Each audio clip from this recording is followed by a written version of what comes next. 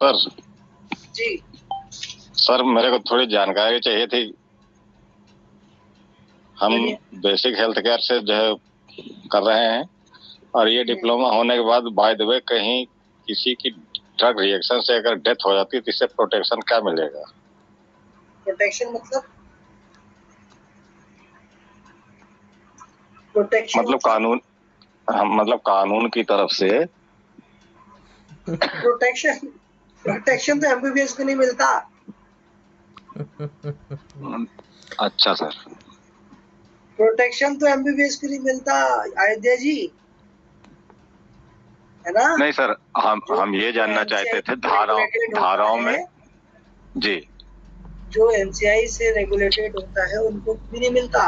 अगर आपके द्वारा कोई कृत्य हुआ है, आपके द्वारा कुछ जनहानि हुई है, ठीक है, वो अपराध की श्रेणी में आता है ना? और ये मेडिकल निग्लिजेंसी के अकॉर्डिंग आता है। जो मेडिकल निग्लिजेंसी होती है ना, उसके अकॉर्डिंग में आता है ये। तो हम आप कुछ नहीं कर सकते। वो सेक्शन जो उनके धाराएं हैं, जो वित्तीय विधान है, कानूनन कार्रवाई है, वो तो होगी, ठीक है। तो अगर अपन सोचे कि किसी की अपन कोई कोर्स कर ले या कुछ कर ले, उसको सिक्योरिटी हो जाए, तो ये तो किसी भी पद्धति भी नहीं सर, हम ये जानना चाहते थे। नहीं सर, हम ये जानना चाहते थे कि मतलब इसके होने से मतलब वही धाराएं लगती हैं जो जनरल आदमी के ऊपर लगते हैं, या दूसरी कोई लगती हैं? मेडिकल निग्लिजेंसी के अकॉर्डिंग लगती है, पहली चीज। दूसरी, अगर आपके पास वैलिड डिग्री नहीं है तो फिर आपके पास अलग तरीके की धाराएं निकलेगी, क्योंकि अगर आपके द्वारा कोई जनहानि हो गई तो आपके द्वारा आप पे जो है गैर इरादतन हत्या जो रहती है ना, उसकी धाराएं। नहीं तो कोर्स के दायरे में जो इलाज आप कर रहे हैं, कोर्स के दायरे में अगर इलाज करेंगे तो वैसा आपके साथ होगा ही नहीं। नहीं सर, मैं एक क्वेश्चन है, कभी सपना में ये चीज हुआ है? हेलो जी बोलिए। आज भी सपना में एक केस हुआ कि आशा कार्यकर्ता एक पेशेंट ले गई, ऐसे कोई नॉर्मल ट्रीटमेंट कर रही थी, एक फीमेल के पेशेंट को कार्पाल 650 mg दिए और डायनापार और एसी ऑक्सीलेवन कम हो गई। आपकी आवाज नहीं आ रही, क्या बोल रहे हैं? जी सर, मैंने चंद्रशेखर विश्वकर्मा बोल रहा हूँ सपना जिला से। जी बताइए। तो सपना में ऐसा केस हुआ है सर, अभी 5-6 दिन पहले। ऐसा हुआ? वो पेशेंट एक आशा कार्यकर्ता ले आई फीमेल डॉक्टर को। तो आशा कार्यकर्ता एक डॉक्टर को ले आई और जी, वो उसके मेन मतलब पहचान की डॉक्टर हैं, एक ऐसे जनरल डॉक्टर है। कोई प्राइवेट है कि सरकारी? Private ma'am. ओके, अच्छा। तो रजिस्टर्ड डॉक्टर है कि ऐसी? नहीं, नॉर्मल मेडिकल की थी, मेडिकल में प्रैक्टिस भी करती थी। चलिए ठीक है, ओके। फिर क्या किया? तो उसको यहाँ ले गई, चेकअप की, फीवर थी बहुत ज्यादा, तो उसको कालपाल टेबलेट दी 650 mg और प्लस उसको एसी लॉक और डायनापार इंजेक्शन लगाई। उसके बाद आधा घंटे बाद वो डेथ हो। एसी लॉक और डायनापार सर साथ में लगा दी? जी। अच्छा, फिर उसके आधे घंटे बाद उसको पसीना हो गया। आधे घंटे बाद वो तरीके से ट्रीटमेंट करोगे तो 100% प्रॉब्लम होगी ना। जी वही चीज मैं बता रहा हूँ सर। अब आप ऐसी लॉक कैसे लगा रहे हो? जो भी मेडिसिन होती हैं, अगर अपन देखें इस तरीके से, आप ऑब्जर्व करिएगा। जी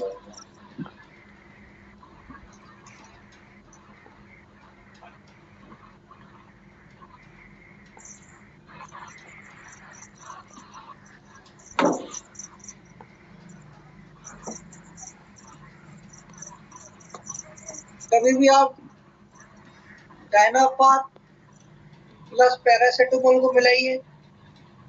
जी सर। मिलाया किसी? नहीं सर।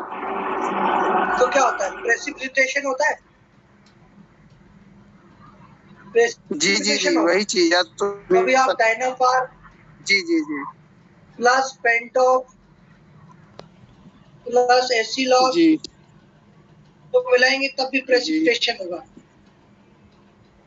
अच्छा साथ पे डायनापार जी सर प्लस ऑनडेम वो भी मिलाएंगे तो भी प्रेसिपिटेशन होगा। जी पेंटॉप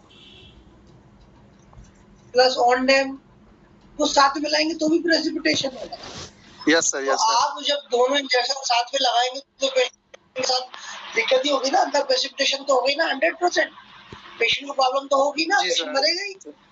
जब आपको उसकी रूल और उसकी रेगुलेशन ही नहीं मालूम, आपको उसके जो है डोजेस नहीं मालूम, आपको उसके एडमिनिस्ट्रेशन नहीं मालूम, तो जब आपको मालूम नहीं तो आपको काम ही मत करो। पहली चीज तो ये, भले आपके पास, मैं एक चीज आपको बताना चाहूंगा कि भले आपके पास हजारों साल का एक्सपीरियंस हो जाए, लेकिन मेडिकल लाइन जो ऐसी चीज है कि आप कभी भी किसी चीज में पारंगत नहीं है, ध्यान रखिएगा इस चीज है ना। आपके पास एक्सपीरियंस है, आपने देखा कि भाई उल्टी हो रही, मैंने ऑनडेम लगा दिया। आपका एक्सपीरियंस है, उसको दर्द हो रहा, मैंने डाइक्लो लगा दिया, डोलो लगा दिया, जो भी आपके एनालिसिस लगा दिया। क्या पड़ता वो पर्सन उस चीज के लिए ससेप्टेबल ही ना, क्या पता वो व्यक्ति उस चीज के लिए इम्यूनाइज ही ना हो, क्या पता उसकी बॉडी उसको रिएक्ट ही ना करती। तो आप किसी भी चीज में एक्सपीरियंस के अकॉर्डिंग काम नहीं कर सकते, ध्यान रखिए इस चीज। मेडिकल लाइन ऐसी है, तो हर एक चीज सोच समझ की जाती है, हंसी मजाक से नहीं की जाती, क्योंकि आपकी जरा सी गलती में पेशेंट की जान जा सकती है। यस सर तो अच्छा, वो जान मान लो चली भी गई तो फिर क्या करेंगे, फिर तो आप पूरी तरीके से डिस्ट्रॉय हो जाएंगे। तो ऐसा केस लीजिए मत आप। जी सर जो ओपीडी होती है जनरल, ये मेरा खुद का एक्सपीरियंस है, अब आप लोग को जैसा हो बात अलग है, मेरा खुद का एक्सपीरियंस है। ओपीडी केवल नॉर्मल पर्सन की देखी जाती है जी, ठीक है, जिसका ट्रीटमेंट ही नॉर्मल होता है। तो जेल चली गई हो, 400 कितने का धारा लगा उसके में सर। नॉर्मली ट्रीटमेंट किया जाता है ओपीडी में, पेशेंट नॉर्मल पेशेंट देखे जाते हैं, नॉर्मल ट्रीटमेंट किया जाता है। नॉर्मल पेशेंट कैसा, कोल्ड, कफ, माइल्ड फीवर, बॉडी एक, वॉमिटिंग, नोजिया, डायरिया, ठीक है। तो ये नॉर्मल पेशेंट होते हैं। आप मेडिसिन भी देंगे ना तो भी पेशेंट नॉर्मल ठीक हो जाएगा। समझ में आ रहा है मैं क्या कहना चाहता हूँ? यस सर है ना। तो ओपीडी में केवल नॉर्मल पेशेंट ही देखे जाते हैं भाई साहब। तो एबनॉर्मल आप देखोगे, आप पैसा कमा लोगे, सब कुछ कर लोगे, लेकिन कभी ना कभी तो जो है गोटी जो है फंसेगी, कभी ना कभी तो दिक्कत होगी, है ना। तो कभी ना कभी दिक्कत होगी, ऐसी कंडीशन में होती है। अब आप नॉर्मल पेशेंट और नॉर्मल ट्रीटमेंट, ठीक है, नॉर्मल पेशेंट नॉर्मल ट्रीटमेंट, आप बढ़िया पैसा भी कमा लेंगे, कोई दिक्कत ही नहीं। आप मान लीजिए कोई अस्थमा का पेशेंट है, उसके लंग्स में एडिमा है, उसके लंग्स में एडिमा है, पानी भरा हुआ है, और अपने जो है उठाकर, ये नॉर्मल पेशेंट है, ये नॉर्मल है ही नहीं, ये एबनॉर्मल पेशेंट है, क्योंकि अस्थमा है, सांस लेने में दिक्कत हो रही है, उसको डिस्निया हो रहा है, ब्रीदिंग डिफिकल्टी हो रही है। जी ये नॉर्मल पेशेंट थोड़ी है। अब उठा के आप उसको फ्लूइड लगा दोगे, आईवी फ्लूइड लगा दोगे, ठीक है। अब आईवी फ्लूइड आप मान लीजिए इस पेशेंट को उठा के आपने लगा दिया, तो इस स्थिति में क्या होगा, इस स्थिति में क्या होगा, लंग्स में और पानी भरेगा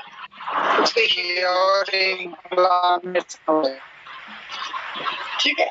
तो ये आप करिए मत, ऐसा काम करिए मत जिससे आपको प्रॉब्लम है। नहीं तो आपको जो है 302 की धारा लगती है। जी हाँ सर, यही धारा लगा। ठीक है, 302 की धारा कौन सी? मर्डर। ठीक है, जी जी जी, मर्डर पनिशमेंट। उसकी जमानत अभी तो ना होगी ना सर? नहीं होगी। ठीक है, इस तरीके की लगेगी। अगर पेशेंट बच गया है ना, पेशेंट को दिक्कत नहीं हुई, तो 304A आईपीसी की धारा लगेगी और साथ में लग जाएगी। देख लो, मैं आज तो आपको वही पढ़ा देता हूँ कानूनन कार्रवाई, है ना। और आईपीसी की धारा 304A आईपीसी की धारा 300। हाँ सर, पढ़ा दीजिए। हम लोकल डॉक्टर के लिए ये भी इम्पोर्टेंट मैटर है। बहुत सर, बहुत इस तरीके की जो धारा है, इस तरीके की धाराएं आपको लग जाए, है ना। और ये सब आएगा किसमें? मेडिकल नेग्लिजेंसी में। Medical negligence.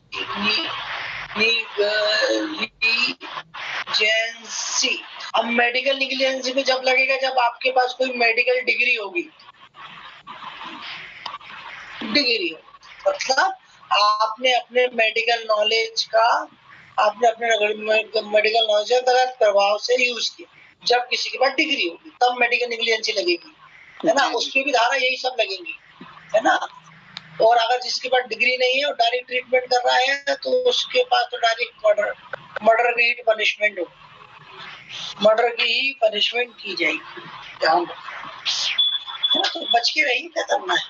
अब मैंने बताया ना, ओपीडी में केवल मैं मानता हूँ वही पैसा कमाना, सब कुछ कराना, वो ठीक, लेकिन ओपीडी में ध्यान रखिए नॉर्मल पेशेंट को ही ठीक करिए। ओपीडी, है ना। जो आईपीडी वाला पेशेंट है उसको आईपीडी ही भेजाइए, उसको ओपीडी में ठीक मत करिए। ठीक है, जहां आप बैठे, अगर आपको ऐसा लगता है कि हमसे ठीक हो जाएगा तो ठीक है, करिए। लेकिन कोई भी चीज ध्यान रखिएगा, एक्सपीरियंस बेस्ड नहीं होती।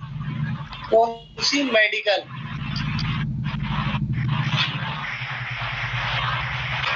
एक्सपीरियंस बेस्ड नहीं होती, हमेशा क्लिनिकल बेस्ड होती है। जो क्लिनिकल सिम्टम पेशेंट आपको दे रहा है उसके हिसाब से आप ट्रीटमेंट करिए। एक्सपीरियंस के बेस पे नहीं करना है, आपको पहले से ही प्रिडिक्ट नहीं करना है। प्रिडिक्ट जो रहेगा मेडिसिन का वो पहले से प्रिडिक्ट नहीं करना है। ये सब केवल एक्सपीरियंस बेस्ड पे ही करेंगे। और अगर एक्सपीरियंस बेस्ड, वो क्लिनिकल बेस्ड पे ही करेंगे।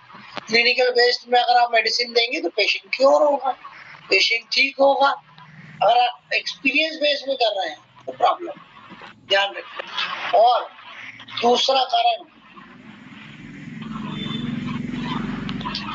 आपके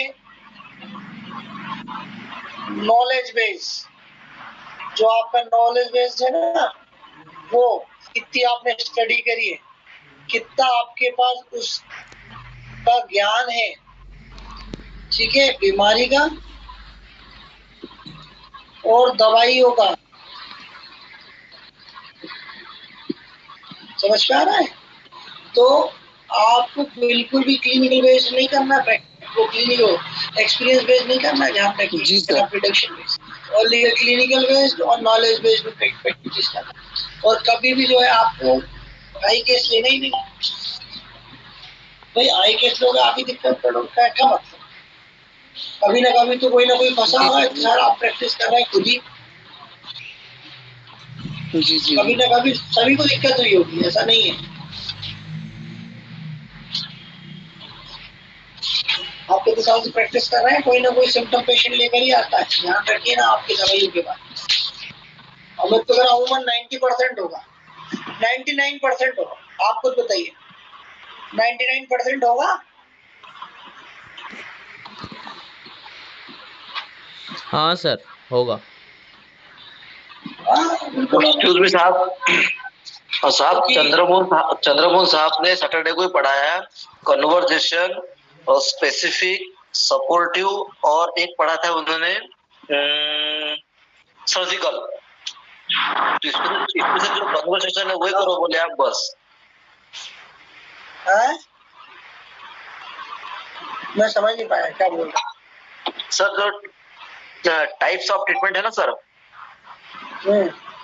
types of treatment conversation, specific, supportive और सर्जरी। तो इसमें से जो कन्वर्सेशन है बोले वही करो बोले आप बस। कन्वर्सेशन वाला पेशेंट आया, उसको सुनो, उसको जो हो रहा है वो लिख के दो, बस खत्म। कंजर्वेशन तो कंजर्वेशन भी किसी के अकॉर्डिंग होगा, आपके क्लिनिकल के अकॉर्डिंग नहीं तो होगा, और वही नॉलेज के अकॉर्डिंग होगा। भाई ये जो कंजर्वेटिव ट्रीटमेंट है वो कैसे करोगे आप? ये क्लिनिकल बेस और नॉलेज के बेस पे तो करोगे, है ना। कंजर्वेशन मतलब कि आपको कोई भी ऐसा बिगरस ट्रीटमेंट नहीं करना है, कोई सर्जरी नहीं करनी है, कोई ऐसा उसको हाथ छाना है। कंजर्वेशन मतलब उसको बचाने के उपयोग वाली जो दवाइयां हैं, जो ट्रीटमेंट है वो करना है। वो कब करोगे कि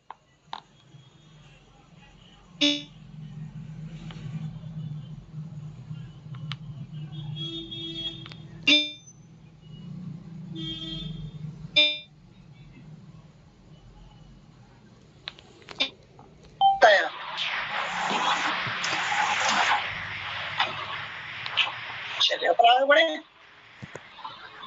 जी सर। Yes sir. जी साहब, जी साहब।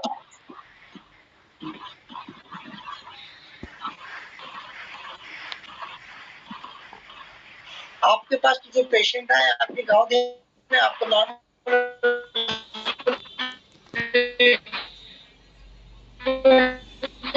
अगर आपको ऐसा लगता है कि कोई मतलब थोड़ी है। नया टॉपिक पकड़ रहे हैं सर। हाँ सर, मैं ये बोल रहा था कि मतलब मैंने ना 7 साल मेडिकल स्टोर पे काम करा, तो क्या मैं मतलब जो क्लिनिक है वो खोल सकते हैं या नहीं? अभी नहीं, कुछ नहीं बोल सकते। चलिए, अपेक्स टैक्सेस की बात कर रहे हैं अपन, है ना। जी सर। एपेक्स टैक्सेस की बात कर रहे हैं। लास्ट टाइम शायद मुझे किसी ने बोला था कि सर एपेक्स टैक्सेस रह गया है ना। नाक से खून आना जिसे अपन बोलते हैं। हाँ जी सर, मैंने बोला था। और अच्छा, आपने बोला है, ठीक है। तो नक्सीर बोलते थे उसको, बीमारी है अपन। हाँ ठीक है। तो ये जो है बहुत देखने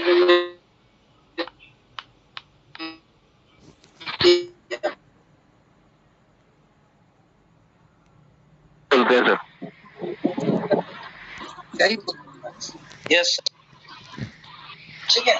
तो एपिस्टैक्सिस की बात कर रहे हैं। तो एपिस्टैक्सिस जो है एक तरीके की आपकी नेजल ब्लीडिंग है ना।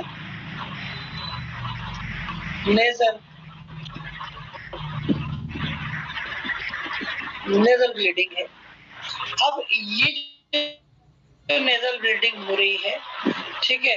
अब ये नेजल ब्लीडिंग हो रही है, ये बहुत सारे कारण हो सकते हैं इस नेजल ब्लीडिंग के, ठीक है। क्या क्या कारण हो सकते हैं आपका? एक तो ट्रॉमेटिक, ठीक है। ट्रॉमेटिक के कारण जो है नेजल ब्लीडिंग हो रही है, नाक पे चोट लग गई, जिसके वजह से जो है आपको ब्लीडिंग कंटिन्यू देखने को मिलेगी पेशेंट। एक कारण हो सकता है कंजेनाइटल।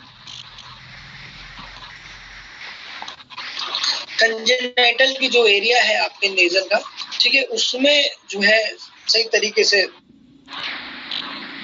जो है ब्लड सर्कुलेशन नहीं हो रहा, उसको बहाव नहीं हो पा रहा, जिसे अपन बोलते हैं ऑस्लर डिसीज, ठीक है। ऑस्लर डिसीज ये एक तरह की कंजेनाइटल डिसीज है, ठीक है ना। दूसरी अगर अपन बात करेंगे, तीसरी अगर बात करेंगे तो तीसरी में आ जाएगा कुछ स्पेसिफिक टाइप के, स्पेसिफिक डिसीज टाइप की, जैसे मान लीजिए कोई पॉलिप्स हो गई, कोई वाट्स हो गया, कोई ग्रोथ हो गई, कोई एक्सेस हो गया, ठीक है, ये स्पेसिफिक है। कोई इन्फेक्शन हो गया, इन्फेक्शन कौन सा, ट्यूबरकुलर वाला भी हो सकता है, बिल्कुल, डिप्थीरिया, ठीक है। तो इस तरीके के जो है स्पेसिफिक टाइप के जो है आपको देखने को मिलेंगे। नॉन स्पेसिफिक की बात करें अगर अपन,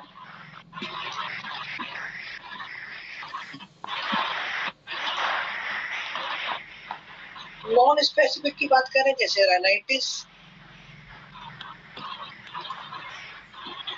allergic, cough, running nose and environment change,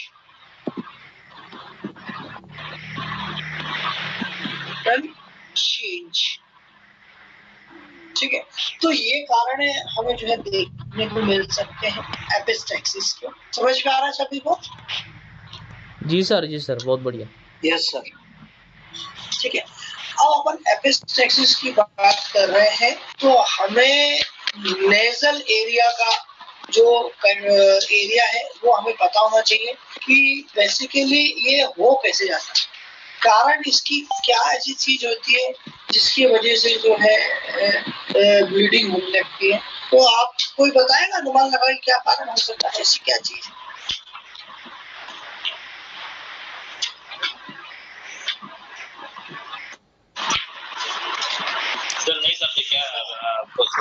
sir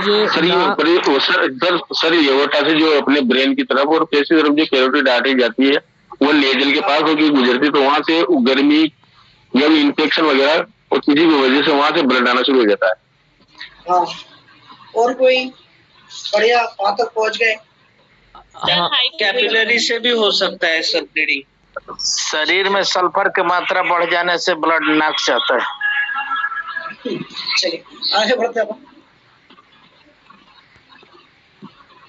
इसको देखिएगा, ध्यान से समझिएगा, ठीक है।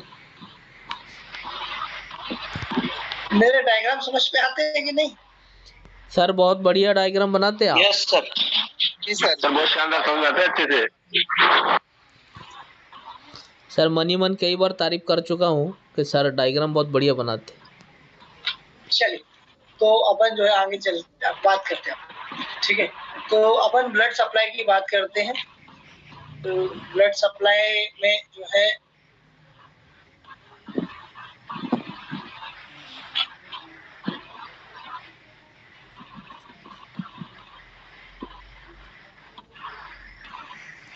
हार्ट से ब्लड सप्लाई निकला एओर्टा से, ये आर्च ऑफ एओर्टा आ गया। इस आर्च ऑफ एओर्टा से दोनों तरफ से जो है आपकी कैरोटिड आर्टरी निकलेगी, common carotid artery. Common carotid artery की दो ब्रांच, ठीक है, दो ब्रांच। एक चली जाएगी इंटरनल, जो कि इसका नाम होगा इंटरनल कैरोटिड आर्टरी, जो ब्रेन के अंदर चली जाएगी। और एक होगी एक्सटर्नल, जैसे उसका नाम है एक्सटर्नल कैरोटिड आर्टरी, तो वो ब्रेन पे ना जाकर एक्सटर्नली रन करेगी। तो हमारा काम की क्या है, एक्सटर्नल, क्योंकि इंटरनल तो अंदर चलेगी ब्रेन यहीं से। अब एक्सटर्नल की अगर बात कर रहे हैं तो एक्सटर्नल में इस कलर से बनाता हूँ, ये एक्सटर्नल आ गई। एक्सटर्नल आ गई तो एक चलेगी आपकी पोस्टोरिकल मतलब ईयर के पास, एक चली गई मैंडिबुलर मैंडिबल के पास, एक चली गई मैक्सिलरी जो कि क्या नाम है उसका, मैक्सिलरी आर्टरी, और एक चली गई टेम्पोरल के पास जो कि टेम्पोरल आर्टरी, ठीक है। और एक आ गई आपकी इथियोनाइडल आर्टरी जो कि ईयर से होती है नीचे नोज के पास है। तो आप लोग देखेंगे एक ब्रांच जो है आपकी मैक्सिलरी आर्टरी की, जो कि पैलेट से होती हुई जा रही है, और नोज के इस वाले पार्ट में सप्लाई करती है इधर, और एक आ गई आपकी इंटीरियर एथमोइडल आर्टरी जो कि नोज के इस पार्ट में सप्लाई, और एक इसी की ही ब्रांच दूसरी आएगी आपकी इंफीरियर लेवल की ब्रांच, ये नोज वाले पार्ट। ठीक है, तो आप लोग देखेंगे तो कितनी 3 ब्रांच यहीं पे जो है सप्लाई कर रही है इस नोज वाले एरिया में। ठीक है, अगर मैं इस तरीके से बनाऊं तो एक ब्लड सप्लाई यहाँ से हो गई, एक नीचे से आ गई, एक इधर से आ गई, तो 3 तरीके से ब्लड सप्लाई हो गई। और यहाँ पर इतना एरिया,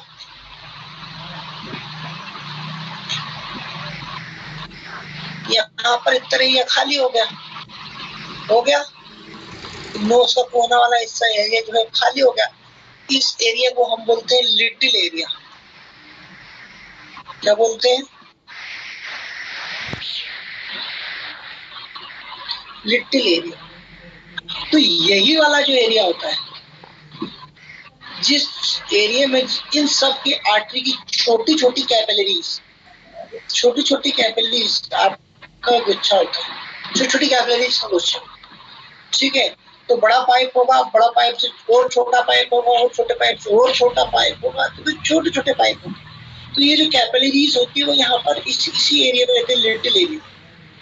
तो इसी लिटिल एरिया से ही क्या होगा, लीडिंग। समझ में आ रहा है?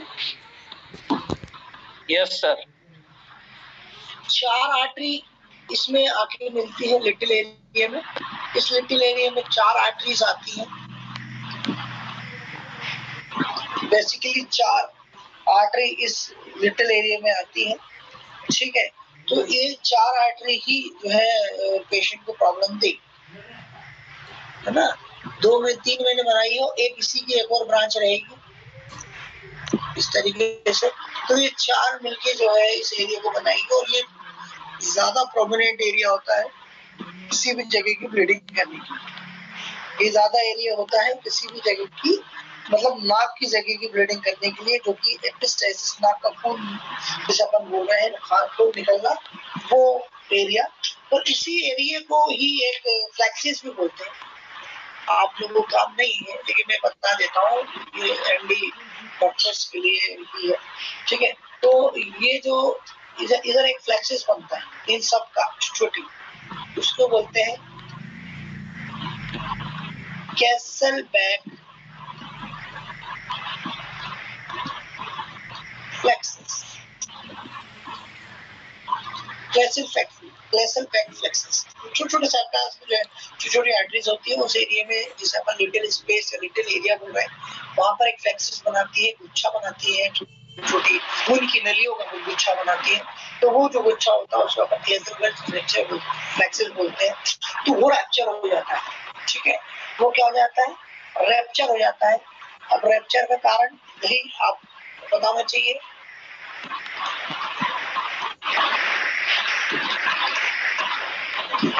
हाइपरटेंशन,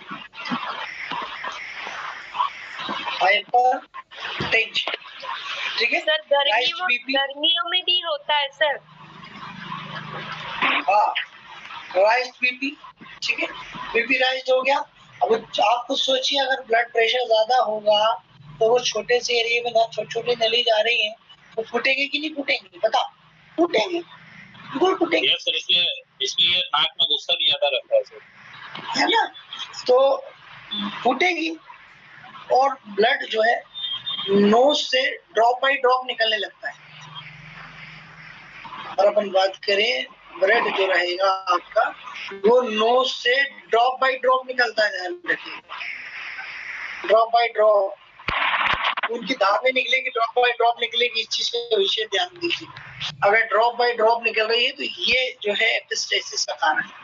और कंटिन्यू अगर ब्लीडिंग हो रही है तो ये ट्रॉमेटिक टाइप की। समझ में आ रहा है? तो एक तो है पोटेंशियल सर, जिसके वजह से चीजें देखने को मिलेंगी। दूसरा कारण क्या हो सकता है? दूसरा कारण ब्लीडिंग डिसऑर्डर।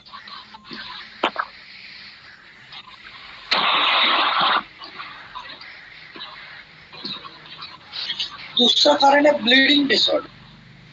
ब्लीडिंग डिसऑर्डर मतलब कि जो उसकी कोगुलेटिंग फैक्टर्स हैं, पढ़ा दिया ना आपको, फैक्टर है वो ही नहीं है, वही डिक्रीज फॉर्म में पढ़ा दिया आपको। Yes sir. जिसकी वजह से ब्लड जो है क्या क्लॉट नहीं हो रहा। तो कुछ ब्लड डिसऑर्डर्स होते हैं जिसकी वजह से चीजें हो सकती है, जैसे आप ल्यूकेमिया बोल सकते हो,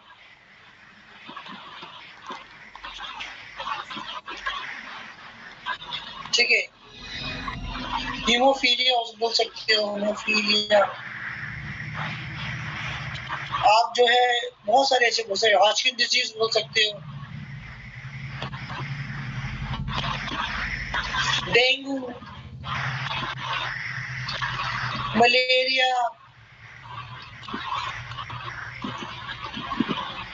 थ्रोम्बोसाइटोपिनिया, थ्रोम्बोसाइटोसिस जिसे अपन बोल रहे हैं, प्लेटलेट लेवल कम हो रहा है, जिसकी वजह से क्या हो रही है, ब्लीडिंग फैक्टर्स एक्टिवेट नहीं हो रहा और पेशेंट क्या हो रहा है, ब्लीड कर रहा है। ठीक है, ये कारण हो गए। और क्या मैंने बताया, इन्वायरमेंटल कारण,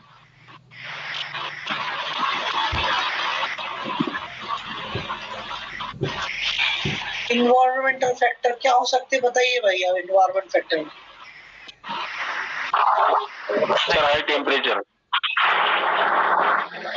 हाई टेम्परेचर,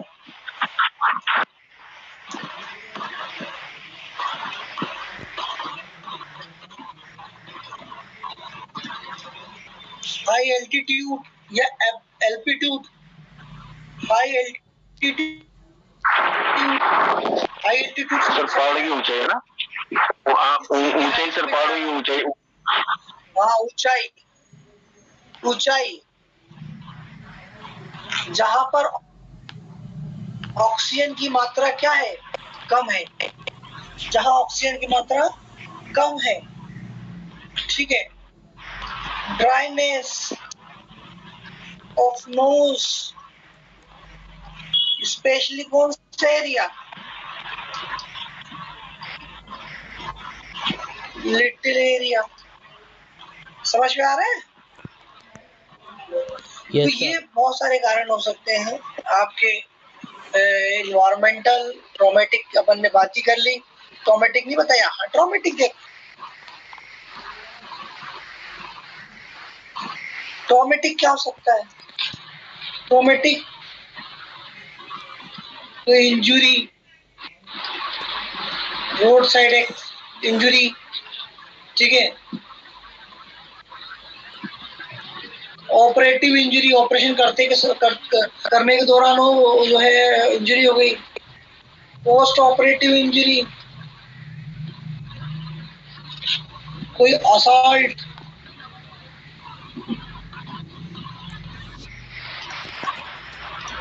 चलिए बताइए असॉल्ट में कौन सी धारा लगती है, बताओ भैया, बताओ, पता है किसी का? नो सर, नहीं पता भाई। अपन जब किसी को मारते हैं तो कौन सी धारा लगती है? सर 302 लगती है। 302 सर, 302 लगती है ना सर? नहीं सर, 352 लगेगी सर, 352, 352, 357 ऐसा लगता है सर। 302 तो आपकी मर्डर की हो गई जी, 352 लगेगी सर। 351 होता है सर, 351, 351 है, 351 असॉल्ट, आपने किसी को मारा और जो है आपको जो है धारा लगेगी 351, और आपने उसको मारा, मारने के बाद उसके लिए श्रेणी तैयार की गई, किस तरीके की चोट लगी उसको, एक हार्ड जो है होती है, एक दूसरी होती है ग्रेवियस, एक ग्रेवियस हार्ट होती है, और एक कौन सी होती है, एक और कोई होती है, मुझे याद नहीं आ रहा, एक याद नहीं आ रही, मैं बता दूंगा आपको। लेकिन ये दो को तो समझिए आप कि एक हार्ट होती है और एक ग्रेवियस होती है। हार्ट मतलब कुछ आपने मारा और मामूली चोट लग गई पेशेंट को और उसमें धारा आपको लग जाएगी, वो होती है आपकी 319 धारा, आईपीसी की धारा। आईपीसी का मतलब मालूम है आपको? Indian penal code. IPC, Indian penal code. Indian penal code. Penal code sir आजकल बहुत चर्चा में है। ठीक है, नोट कोड, इस कोड इंडियन पेनल कोड, और इसको बनाया गया था 1862 में।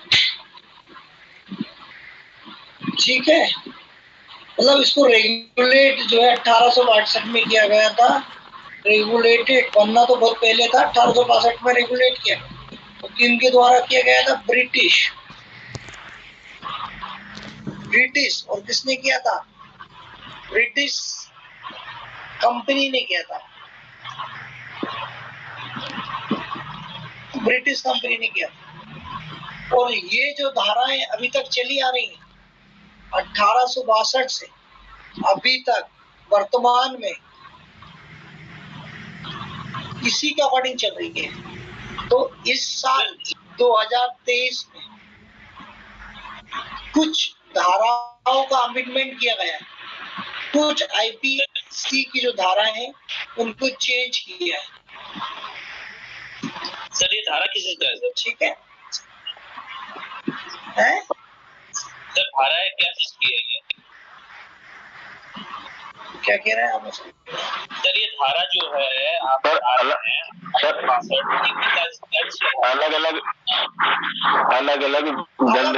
सजा के प्रावधान है, अलग ये जो है आपके दंडीय प्रावधान है,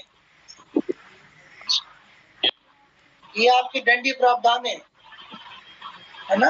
इंडियन पेनल कोड ने जो है इनको दंडीय प्रावधान की श्रेणी में रखा हुआ है। अलग अलग श्रेणी के अपराध में अलग अलग तरीके की धाराएं, जैसे आपने असोल्ट कर दी तो 351 तो लगनी है। अब आपको उसमें देखेंगे हार्ट है कि ग्रेवियस है, तो हार्ट और ग्रेवियस दोनों पे भी आपको धारा लगा के चार्ज बना दिया जाएगा। इसमें लगती है 320 आईपीसी की धारा। समझ में आ गया? और अभी इस समय इसलिए चर्चा में है, उसका कारण है कि कुछ धाराओं को अभी परिवर्तन कर दिया जा रहा है ना। कुछ धाराएं जो है अपनी आईपीसी की धारा, जैसे कुछ जो क्रिमिनल की श्रेणी में आती थी तो वो उसको क्रिमिनल ही कर दिया कि जिससे पेशेंट, मतलब जो व्यक्ति की जो क्राइम किया है जिसने, वो छूटे। और जो व्यक्ति देश के खिलाफ कृत्य कर रहा है और देश के लिए वो कर रहा है, तो उसको मतलब और चेंज करने के लिए, है ना, उसको और मतलब चेंज करने के लिए चेक कर रहे हैं। जैसे मान लीजिए मैं आपको बताऊं कि पहले क्या बोलते थे अपन? आईपीसी, पहले अपन आईपीसी बोलते थे, मतलब इंडियन पेनल। मैं बताऊं कि फिर अपना सब्जेक्ट ही पढ़ाऊं? कोड नहीं सर, बताए सर। ठीक है, ये पुराना था, अभी चेंज करने के लिए नया क्या बनाया जा रहा है? अभी चेंज करने के लिए बनाया जा रहा है भारतीय न्याय संहिता 2023, ये नाम रखा जा रहा है। ठीक है, ये और पुराने में एक था क्रिमिनल, जो क्रिमिनल श्रेणी की जो होती थी, जिसे अपन बोलते थे कोड ऑफ क्रिमिनल, है ना, क्रिमिनल पेनल कोड। अब इसको चेंज कर रहे हैं क्रिमिनल पेनल कोड। अब इसको वो चेंज करना चाह रहे हैं क्रिमिनल पेनल कोड को। अब इसको चेंज क्या करना चाह रहे हैं? अब ये चेंज करना चाह रहे हैं इस पे भारतीय नागरिक सुरक्षा संहिता 2023। तो सभी को चेंज कर रहे हैं वो, है ना। तो इसको धीरे धीरे चेंज कर रहे हैं। तो चेंज कुछ हद तक ठीक भी है और कुछ हद तक नहीं भी है ना। हर चीज नहीं चेंज करना चाहिए, लेकिन ये है कि अभी जो उस समय जो कृत्य हुआ करते थे उसके आधार पर उन्होंने क्या कहते बनाया था। अब जो कृत्य और अब जो चीजें हो रही हैं तो उसके आधार पर उन चेंज कर रहे हैं। ये अच्छी चीज भी है एक तरीके से देखा जाए कि लोगों में जो है क्राइम करने की वो रहेगी, इच्छा वो कम हो जाएगी। समझ पा रहे हैं? वो धाराएं भी शायद कुछ चेंज कर दी है। Yes sir.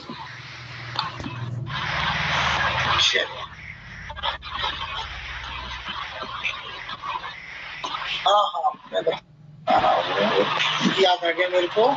मैं बताया था ना, मैं 3 याद है, एक है हार्ट, एक है ग्रेवियस, तो एक और है आपका इनडिसेंट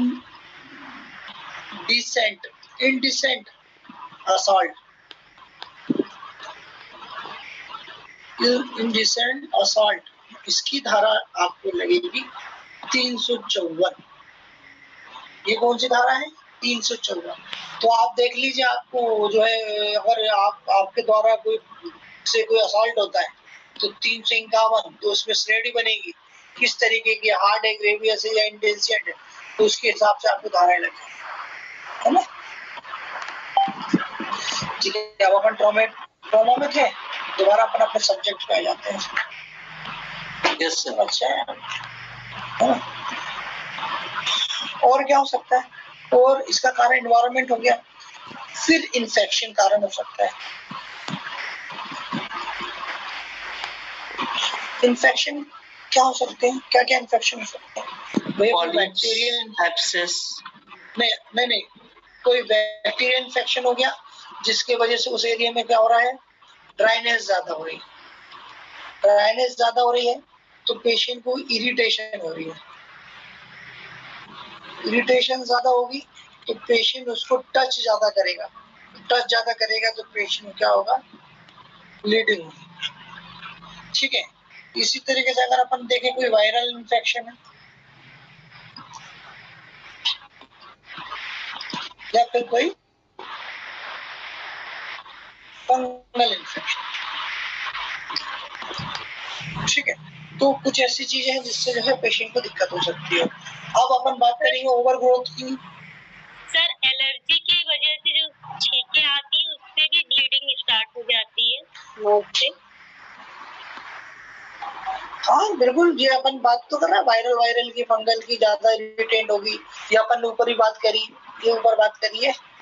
देखिए आप नॉन स्पेसिफिक टाइप का लिखा है ना, देखो एक स्पेसिफिक टाइप है, एक नॉन स्पेसिफिक टाइप। एलर्जी कफ। जी सर। राइनाइटिस जो मैं बोल रहा हूँ, है ना। अब जैसे मान लीजिए ओवरग्रोथ हो गई, पॉलिप हो गई पेशेंट को, टीएनएस हो गया। टीएनएस का फुल फॉर्म बताओ जल्दी फटाफट। टीएनएस का फुल फॉर्म बताओ। कोई वाट्स हो गया, कोई सिस्ट हो गई, बताइए भैया। टीएनएस का फुल फॉर्म पढ़ा चुके हैं अपन, ठीक है। ये ओवरग्रोथ वाली कंडीशन हो गई। और कुछ ड्रग्स भी प्रॉब्लम कर सकती है। बताइए ड्रग्स है।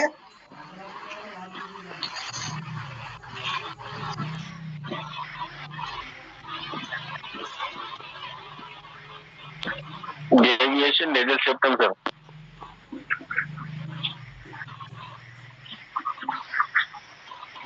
डेविएशन नेजल सेप्टम सही है सर, पढ़ा चुका हूँ मैं ना ये, ठीक है।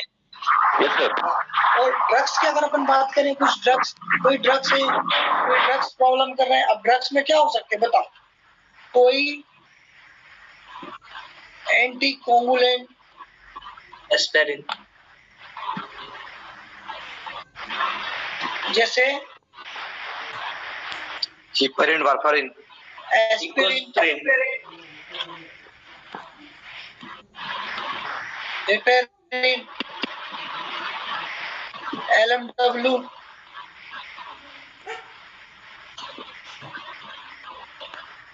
LMW, होगा,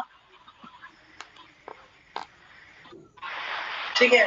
LMW हेपेरिन जो है ना अपना वो हो सकता है, और जो एंटी कोगुलेंट ड्रग्स होंगे जो खून को पतला करेंगे वो ड्रग्स भी जो है एपिस्टैक्सिस का काम करेंगे। इतनी बात समझ पा रही? Yes sir. तो कुछ इडियोपैथिक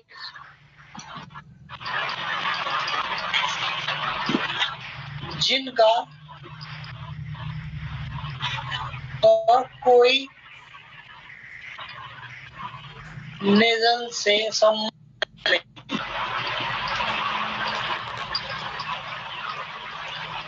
ठीक है, कुछ जो है इकोलॉजिकल कारण हो सकती है जिससे अपन समझ नहीं सकते, लेकिन ब्लीडिंग हो, ठीक है। तो ये मैंने आपको कारण बता दिया।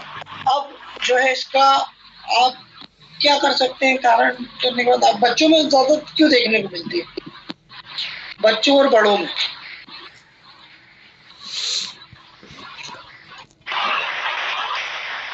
चाइल्ड में क्यों देखने को मिल सकती, बताओ एपिस्टैक्सिस। सर एक बार स्लाइड नीचे कर दीजिए सर, ये प्लीज।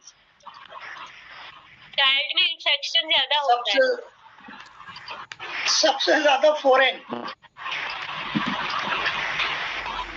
बॉडी घुसेड़ लेते हैं बच्चे नाक में। जी सर। और क्या कर सकते हैं ना, बोरिंग ऑफ नोज, कंटिन्यू नाक पे उंगली घुसड़े रहेंगे, नाक पे उंगली जो है डालते रहेंगे जिसकी वजह से ब्लीडिंग हो जाए, है ना। फिर इन्फेक्शन, इन्फ्लुएंजा टाइप, ठीक है। तो ये कुछ ऐसे चीजें हैं जिससे अपन देखने मिलेंगी बच्चों में। अब अपन बात करेंगे बड़ों में, एडल्ट में क्या देखने को मिलेगा, वही हाइपरटेंशन,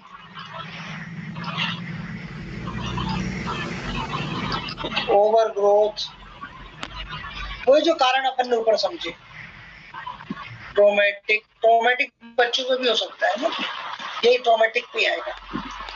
सर बच्चे गिरते हैं ना ज्यादा खेलते कूदते। हाँ ट्रोमेटिक,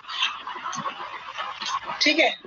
और जो ऊपर अपन ने प्रीवियसली डिस्कस किया वो सब कारण बड़ों में देखते, ठीक है। अब अपन जो है उसका इन्वेस्टिगेशन क्या कर सकते हैं, तो इन्वेस्टिगेशन तो ये है कि अपन को पता तो चली गया क्लिनिकली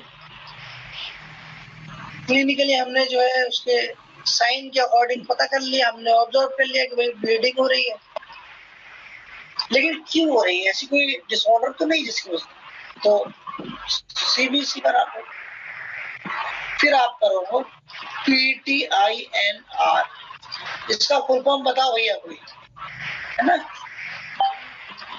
BTCT, इसका भी फुल फॉर्म बताओ भैया आप लोग। ब्लीडिंग टाइम, क्लॉटिंग टाइम है, ब्लीडिंग टाइम, PTINR का बताओ पहले, PTINR का बताओ।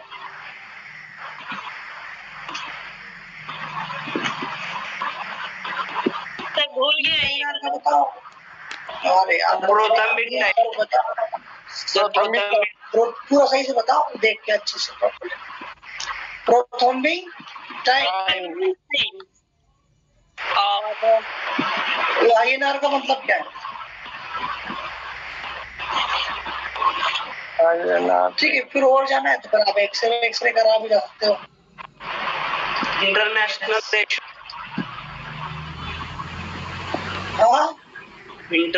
रेशो, इंटरनेशनल रेशो,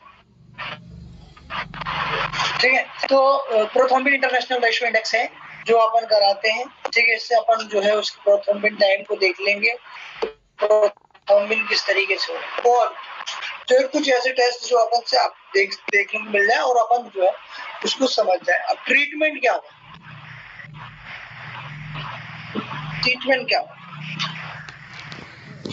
सबसे पहले अपन फर्स्ट एड करेंगे उसका।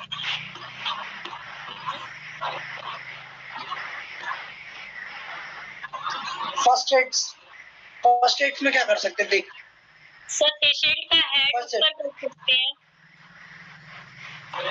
कॉटन से नाक पैक करेंगे सर। हेड आप करा दिया,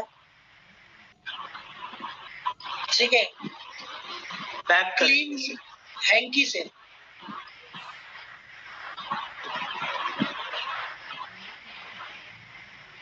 क्लीन हैंकी से जो है आप क्या करेंगे, उसको बर्फ करेंगे, उसको ढकेंगे, उसको दबा के रखेंगे जिससे ब्लीडिंग हो उसकी बंद, ठीक है। फिर क्या कराओगे आप, फिर आप करोगे आइस या जो पैक्ड रहते हैं उससे भी जो है आप उसके नोज पे रखकर, उसके नोज के टिप पे रखकर जो है ब्लीड बंद कर सकते हैं। क्योंकि कोल्ड से क्या होगा, वेसल क्या करेंगी, कॉन्ट्रैक्ट होंगी, उनमें स्पाज्म होगा, जिसकी वजह से ब्लीडिंग जो है स्टॉप, ठीक है। और क्या कारण करा, और क्या कर सकते हो, फर्स्ट एड बताओ भैया।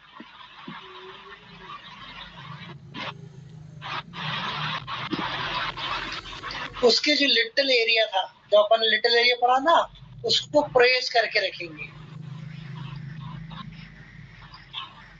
प्रेस्ड करके रखेंगे उसको लिटिल एरिया से, किसी क्लॉथ से या कॉटन से, वो भी क्लीन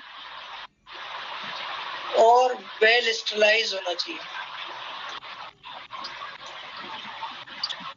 गंदे संदे नहीं, जिससे इन्फेक्शन और बढ़ जाए। तो ये तो मैं बता रहा था आपको फर्स्ट एड, जो आप फर्स्ट एड में तभी करोगे तो पेशेंट क्या हो जाएगा, ब्लीडिंग रुक जाएगी। अब आगे, अब ब्लीडिंग नहीं रुक रही, फिर क्या होगा, फिर कैसे मैनेज करोगे आप आगे की, कुछ दवाई देनी पड़ेगी ना आगे पैकिंग, पैकिंग कर दीजिए आप उसकी नोज को, जिस जगह ब्लीड कर रहा है, जिस जगह, जिस नॉस्ट्रिल से वो ब्लीड कर रहा है, उसमें कॉटन की पैकिंग कर सकते हैं।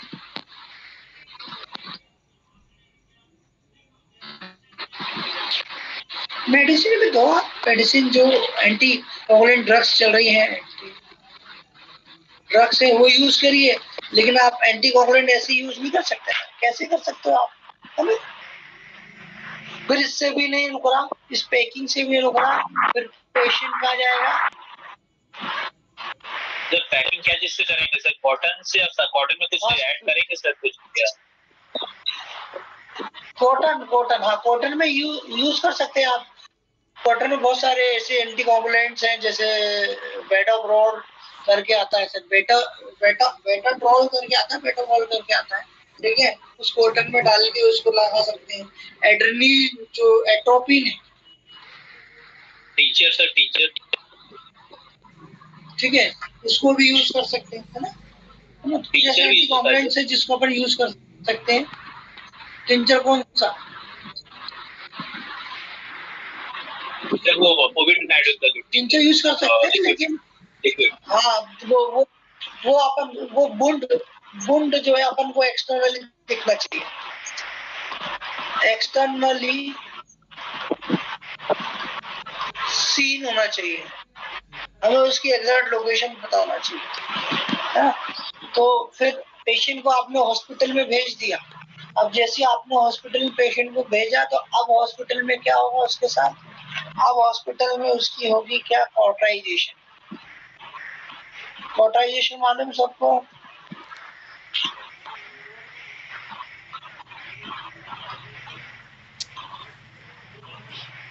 कुछ मशीन्स होती हैं, उनके वायर्स उनके वो होते हैं कॉटराइज लैंप, वो होते हैं वायर्स, ठीक है, हैंडल्स, इनमें जो है लाइट से जो है कनेक्ट होते हैं वो। तो ये छोटे वायर से क्या होते हैं, वो छोटी छोटी आर्टरीज को क्या कर देते हैं, बर्न कर देते हैं, जिस जगह से, ऐसा पॉइंट जहां से ब्लीडिंग हो रही है, तो उसको क्या कर देंगे, वो बंद कर देंगे थर्मल प्रेशर से, थर्मल प्रेशर से। कौन सा? Heat pressure.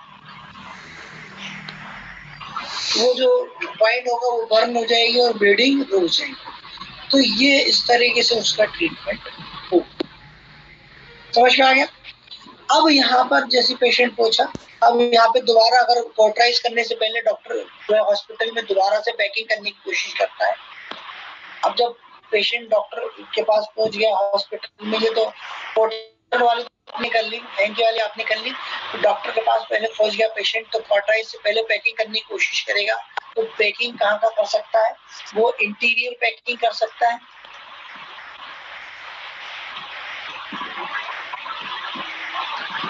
और एक पोस्टीरियर पैकिंग कर सकता है। देख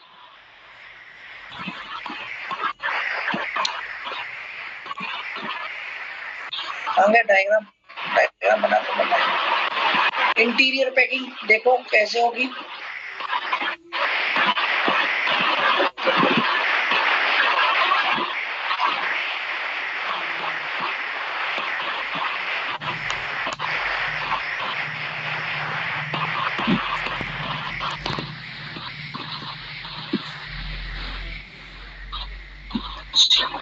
इंटीरियर पैकिंग कैसे होगी?